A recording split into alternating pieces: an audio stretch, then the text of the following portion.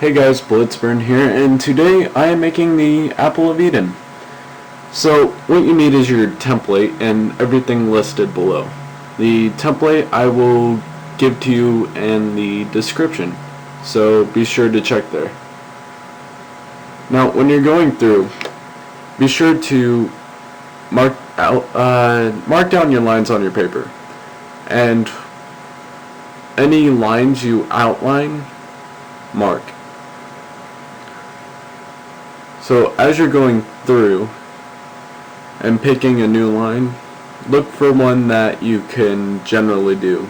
So like the first line, which is going all the way around the sphere, I did because I was already given a scene that went all the way around the sphere, so I just followed that to get my first line.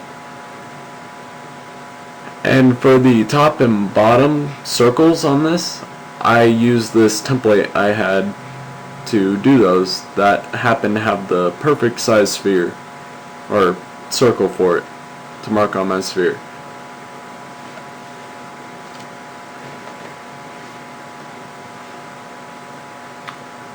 And be sure to darken your lines because the ink will seep into the ball and disappear somewhat.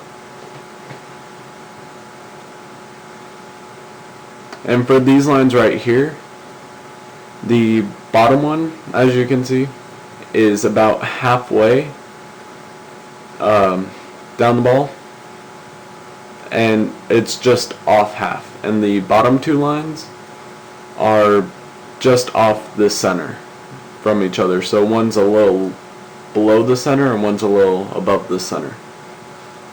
And I forgot to mark my lines as I was going, but you don't need to, but it helps as you're going through. So it's better to keep track by doing that.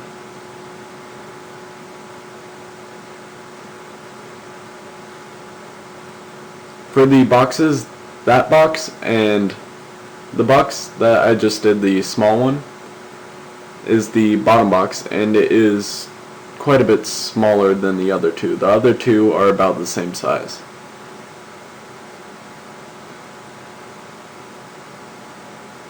You don't have to be totally exact with your lines, but it does look much nicer in the end if you try your best.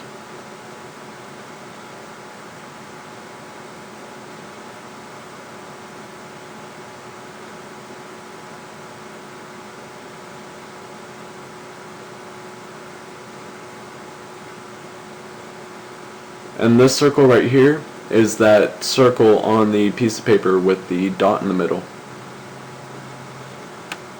And I used my circle tool, my circle template for that also. And it helped with centering that template. Now you're done. Next. So here is the carving out process. You can either use a X-Acto knife, a Dremel like I'm using here, or any other tool you see fit. But when you do this, make sure you're not carving out too much of the ball. Carve out about 1/8 of an inch deep, and it should be about 1/8 of an inch wide. Which, there's a bunch of leeway there. You can make the lines as thick or as thin as you want them to be, but that just seemed ideal for me at the time, and it turned out really well in the end, so I'm glad I did. For the squares that we drew, I cut corner to corner with my Dremel and then carved out the centers, which is basically all you need to do with those. And then the lines just go around as carefully as you can. What I should have mentioned in the beginning is that you should wear safety glasses and anything else to protect yourself while doing this, if you're using a Dremel. If you're not, take any other precautions that you need to for the given tool you're using.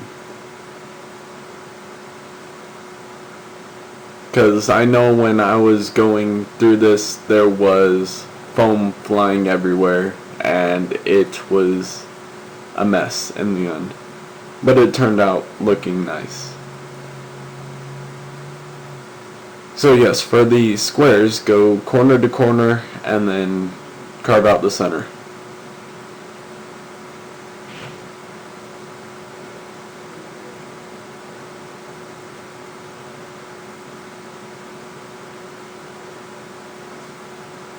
Now with these lines you want to be as close to them as you can, so directly on the lines is nice.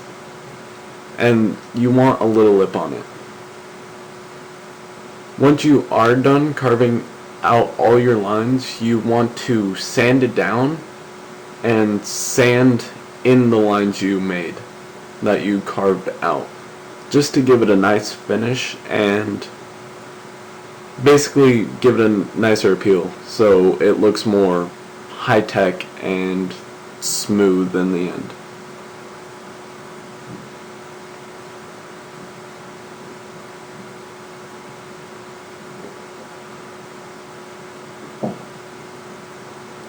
So this process is about done.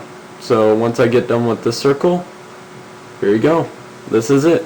This is how it came out to be once I finished carving it. So you see all the little tabs hanging off the lines? That's why you want to sand it down at the end if you use a Dremel. So I took sandpaper, folded it, and sanded in the lines also. After painting it, which you want to do a darker coat on the outside and a lighter coat on the inside. So basically darker paint on the outside, lighter paint on the inside. And I used white paint to lighten up the paint I had before. The concoction in the cup is 1 spoonful of black paint and 2 spoonfuls of white paint. And you just take your brush and paint your hand. And then rub your hands together and rub your ball. And this will give your ball a nice worn down looking texture to it and after you're done. And you want to wipe your hands after you do a quick rub of your ball and then rub the ball again. And I had to do a couple coats to this just to make it look to the point I liked it better. So like it looked more dirty per se than just one coat. So here I just paint my hands again and rub them together.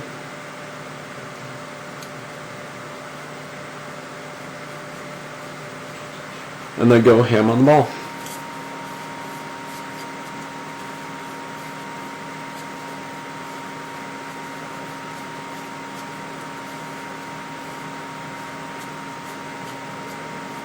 And be sure to wipe your hands off afterwards and then wipe the ball once again with your dried off hands.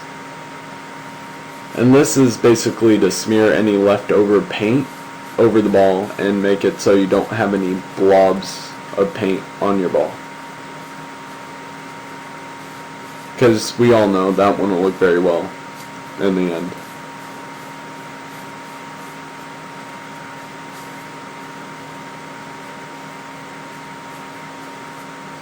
So now you're done, and here's the ball after it's done.